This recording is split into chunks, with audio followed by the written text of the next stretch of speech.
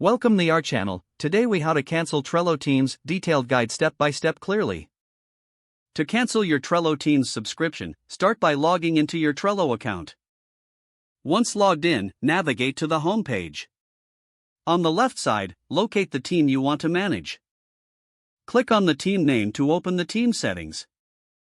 In the team settings menu, look for the settings option. Select settings to access the team details. Scroll down to find the billing section. In the billing section, you will see your subscription details. Look for the option that says Cancel Subscription. Click on Cancel Subscription to proceed. A confirmation prompt will appear asking if you're sure about canceling.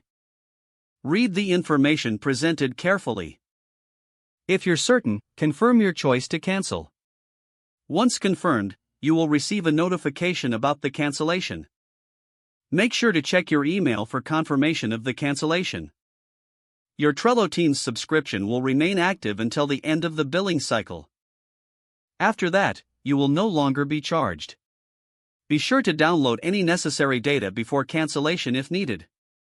That's it. You have successfully canceled your Trello Teams subscription. If the page does not load, refresh the browser or try again in a private or incognito window. Make sure you are using the correct email address, then retype it carefully to avoid small typos. If your password is not accepted, use the reset option and create a new strong password you can remember.